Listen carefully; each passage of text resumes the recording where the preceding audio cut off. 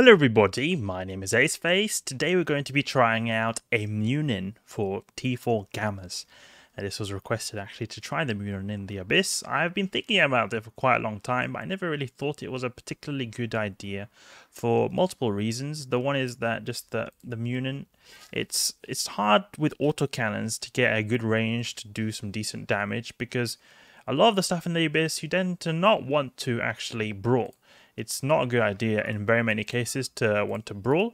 And the thing is, when you brawl, especially in hard neuting waves like Starving Leshaks or Starving Vedmax, your Capacitor just tends to just newt out completely. There's just nothing there that can save you. So it is a bit problematic there. I can see it being, but we're going to try it anyway. The Munin has a really good natural capacitor, so putting a cap battery really gives you a massive HP per second. We're using a large shield booster, and look how much capacitor we've got to spare. Turning this off, 74 gigajoules a second, so we've got crazy amount of capacitor to spare. So either way, we're going to be going in with this. I was thinking of doing an armor fit, and actually an armor fit would be more natural for the Munin because it actually has more armor EHP than its shield EHP. So it kind of indicates that it is naturally an armor-based ship. But still, the Munin is still like... it will be better because we'll have a hard time getting DPS with the lack of low slots. I mean, we have 6 low slots, so it's very good, but still, this is a Firestorm variant I was experimenting with, thinking that maybe this could work. We only have 2 damage modules, so it'll be quite problematic right there. Meanwhile, in the Gamma variant right here, I have 3, so it's a lot better in that regard. And we also have some nice boosting per second too. Okay, we'll then just multi-fit this. There we go, got the ship right here. And we'll head off into the Abyss. But I definitely want to also try the armor variant some other time in the future. I think that there could be some possibilities right there, especially since it seems to be the natural preferred tank method for the Munin, just because of its bigger HP pool there. So Raging Gamma. There's a reason we're doing Raging Gamma is because it'll be nice since we don't have naturally a very big shield pool, so we'll boost it. Then also our Tech 2 ammunition as well will be giving us some very good bonuses there because it does predominantly explosive damage. So explosive resistance will be reduced. We'll be then rocking this ammo, and I actually forgot to pack it, so I'll just pack it there real quick. So I brought 3 ammo types. This Republic Fleet Fusion, I believe, has the best tracking of 63. Got Hail, which is the high DPS, close range ammo, 47 tracking, and then we've got Barrage, which is the long range, and also not as good tracking, and also less DPS, but we've got some good 29 kilometer fall off with this. So let's go and head right in. I'm not using any implants apart from these 2 basic boosters, which I've got. These are going to suit right now. I had them in from our previous run, but it'll be alright. They just give us a tiny bit of shield boosting. I was thinking of actually that it would be a good idea to pack them as well. Normally, the boosters, the Hard Shell 1 and the Synth Blue Pill, because they give a very good boost to your shields, actual shield recharge rate, and they're very cheap as well. The Hard Shell 1 especially only costs like 200k ISK, so it's dirt cheap. Always good to pack one of them. This Afterburner is damaged for some reason. I'm not sure why. I've not tried this fit before. We can anyway repair this. No, we don't have any nano repair paste. It's alright. But this is the thing. The main thing that I think will be the bane of this ship are neuters and range. It's very unfortunate because I think in the Abyss you should have the option to brawl as well. It should be possible, but it's just extremely difficult to brawl. Like, extremely difficult. You can pretty much... It's always better to have some long range kind of ship, and that is why the Gila tends to be really good, because it has so good range with its drones.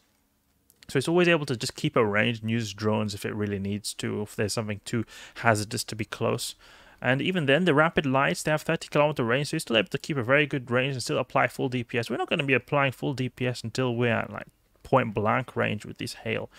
So it's really a completely different experience than using the Gila. This is, I think, will be a good test right here, where we've got the Starving Vedmax here. We'll see how this goes. Hopefully we don't get popped. We'll be going for this guy straight away. Actually, we'll go for the Starving Vedmax straight away, Starving Damavik straight away, because this guy is going to go down probably pretty quickly if we can get a good angle on him. See that good damage going on right there? Oh, we're missing. Can keep it ranged maybe to increase transversal. Keep it ranged, like, yeah, like that. You see that? Oh, they're not shooting me for some reason. The Munin has no drones, so we'll be focusing fully on using our drones right here. We can track and disrupt it as well. So we should actually go with Public Fleet, because this guy does not. These guys really, they're tracking disrupting me to hell. so I can't do anything. I will think that... I'm thinking, should I go for the Ghosters or should I just go for this Republic Fleet Fusion? Well, I'll go for the Ghosters because even then it'll make my Republic Fleet Fusion do better. We'll just keep a range of this guy. Now this time I spent thinking will actually probably cost me my ship if I don't manage to get through this, because they are spooling up over time. We are tanking very good though with the large shield boosters, so that's at least something that's pretty good. And we always have this assault damage control as well that can give us a little bit extended lifespan, but since our buff is so tiny, as soon as they have more DPS than our tank can hold, we'll be just going down anyway, dead in the water. Okay, go for this one right here. I'm really sketchy now, or doubting my target prioritization if it was a good idea going for these ghosts here, because these red max are going to have crazy DPS, neuting us out as well to a big degree too. So I think we might just get popped right here. We'll probably have to overheat. We have that ability too. Okay, now I think we're going to go for this now. We'll have some good range going on. I can even do hail, I think. Oh, yeah, can you get in the big DPS shots? This guy's... Oh, there, yeah, see, this is where the Vedmax really come into play with their massive cycles. Okay, I'll overheat the hail on this starving Vedmax over here. I think we can get through it by overheating, but maybe we could stop overheating and just activate assault damage control. I'll make it a lot more chill. See that? Look at our shield HP just going up like that. We're semi-invulnerable this short amount of time. We're overheating the damage just to get as much damage as possible out of this critical situation that's going on right here. See, oh, now we're taking big hits, but this Vedmax is down, and there's only one left, so it should be pretty smooth sailing, I think at least. And we've also got the neuters off the grid too. This is a pretty pricey fit as well. It's not like a cheap fit, so it's just annoying. I wish I could have more range. I can't really get more range. The autocannons are so bad in terms of their range. I don't understand how people are able to do the Vagabonds, for example, because I see people doing stuff in the Vagabond all the time with really like with autocannons. I'm guessing the Vagabond has an optimal range bonus, but if any of you guys do run high tier Abysses in the Vagabond, please let me know, how do you manage to get through with using autocannons? Because I don't understand how you're able to use brawling types of weapons to get through. You just have to mega tank your ship really, and even then I feel like something else like a heavy assault missiles would be better, because you can get at least a bit better range there. Okay, so our damage seems to be, well, incoming damage at least seems to be very minimal. It seems to be very chill right here. But let's see now. Have we got a optimal range bonus here? Tracking optimal range, yeah, we've got an optimal range going on here with the Munin. And what about the Vagabond? Because the Vagabond is something that is very common used in T6 Gammas, I see. It's got fall off bonus here. Only a fall off bonus. It's 10% though. A Munin, how much does it have in optimal? In optimal range is 5%. And optimal range, I feel like with autocannons doesn't do as much, because they have normally a very tiny optimal range anyway. It'll be best to bonus the fall off, I think. Oh, see that wrecking shot right there? 1k volley. Pretty big fat volley from this guy. Got this Tangle over here, who's probably not making stuff go a lot any easier. We'll make our way towards a transfer conduit now. We managed to get through that wave, which I feared a lot. We were doing decently overheating, but that assault damage control also came in handy, giving me enough time to take out the Vedmax II. Popped, and we'll just destroy these guys on the way back. The Munin, I think, is a pretty fast ship. Is it 750 meters a second? We're only using a Tech 2 Afterburner, so that's pretty quick. The Minotaur ships, they tend to be quick anyway. Oh, and we also got a tracking panel as well that is helping us get a lot better hits on these little frigates as well, so that's really good. And I think a Tachyon as well will help us a bit get to the next room faster. That's very nice. Okay, shoot these guys. These clouds can be a little bit annoying at times, because the hitboxes are not always so clear. But hopefully we'll soon get that Tachyon cloud to give us a bit of a speed boost to the next wave. Oh, we're already there anyway, pretty much only 14 kilometers away. But this is some nice tracking we've got. Nice tracking indeed. Like, look at that frigate orbiting me at 1.4k a second. I'm still applying pretty good. But again, it's because of this tracking pylon as well. Probably would have got a lot more grazing shots or worse shots if we were to use something else.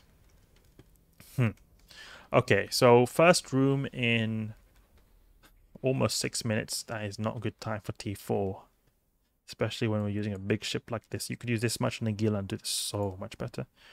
Okay, what have we got here? Illuminators, null charges, entanglers, and a confuser. This confuser guy is what we're going to want to go for first.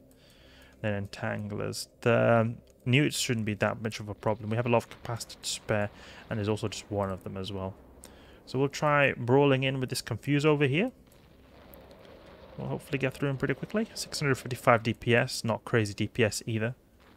The sleeper waves, they will take a bit of time in the gammas, because they have a little bit, slightly, not a big difference, but a slightly bigger shield pool than their armor pool. Only slightly. But it'll affect them a lot more in the gammas than, say, for example, a firestorm. So they'll have, because of this bonus to shield right here, they'll be getting a bit tankier than they would otherwise. Or at least compared to a firestorm or any other kind of filament. So I guess it'll be a good representation of time. We also have a minus 50% explosive as well. We got a bit of representation of time right there.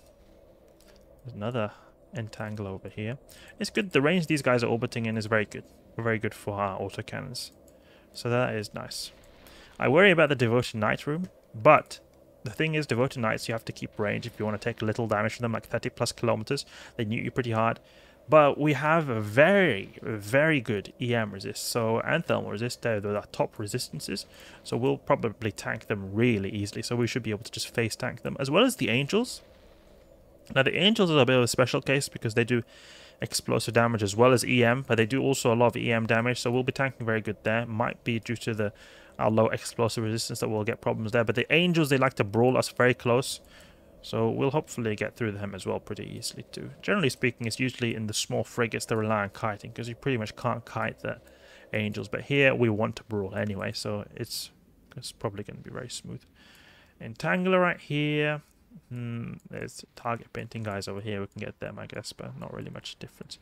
Make our way towards transfer conduit and pop them on the way there. So, but just take a bit of time, a bit of a grind fest here with all these FE Altises, because they're quite a bit tankier here, and they, generally speaking, they have a lot of EHP. Like, you got a lot of them. For the amount of spam you get of them, they have a lot of EHP.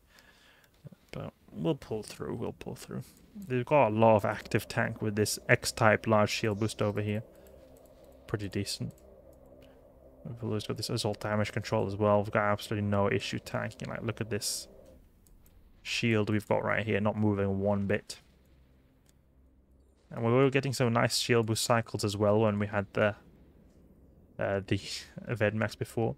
An option could be, actually, if I wanted to, perhaps at least, remove this Solidifier, so we have less like our shield boosting is a little bit less frequent, and we put like a resist module, like explosive shield reinforcer, because this will patch up our explosive hole.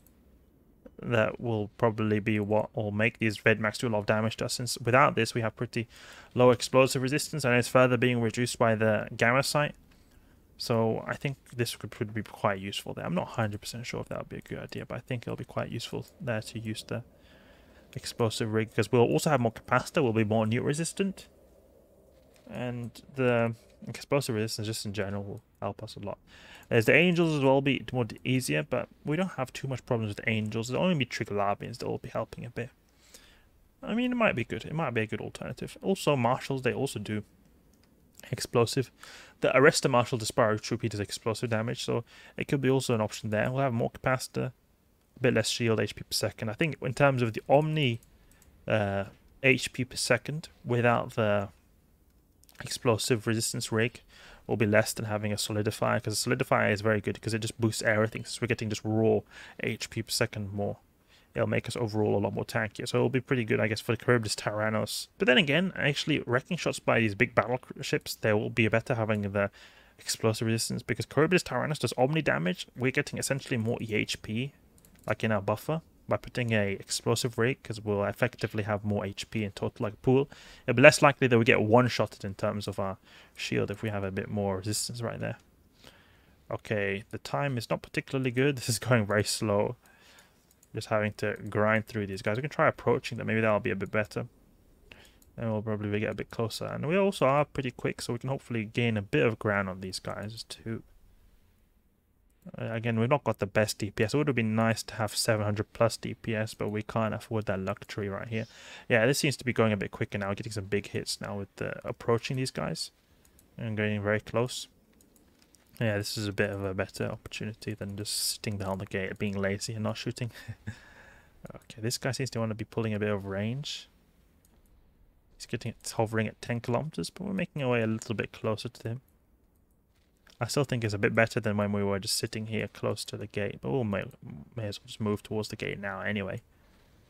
Okay, activate this, go to the next room. We can also reload it here too. Not even have to use the damage control at all here, just went straight through. The Triglavian wave was a bit nasty, but I wonder how Kikimoras would be, because Kikimoras should be pretty easy to kill when we get in range, but they will start shooting us before we get in range.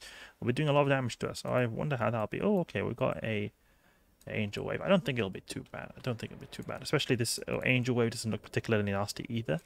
One thing that's really nice about the Munin is since we have no drones, we don't have to think about them a lot.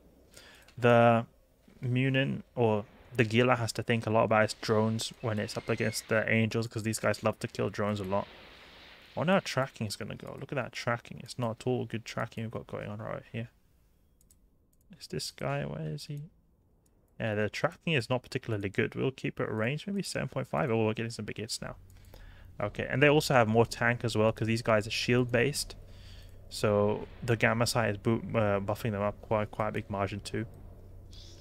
I'll go in for the Cinnaball now. These guys do a majority of the damage and also neuting us. Oh, look at all those webbers. Echo. This Echo right here, this is actually a Corvette, an Angel Corvette. If we go here, Echo. See this one? This is actually what the Echo right here is. It's a Corvette, but it's got a frigate sign for some reason. The tank doesn't at all seem to be an issue, but again, they can be more nasty Angel Waves with elite Lucifer Cinnaballs that do significantly more damage than standard Cinnaballs and also a lot more tankier. So this can definitely be worse, but it doesn't seem to be that bad.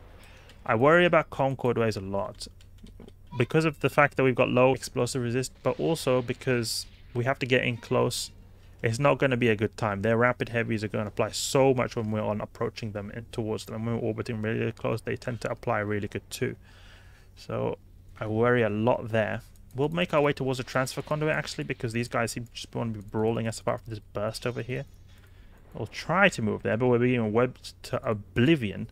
We're going to have to just try to get through these echoes to reduce the webifying abilities of these guys.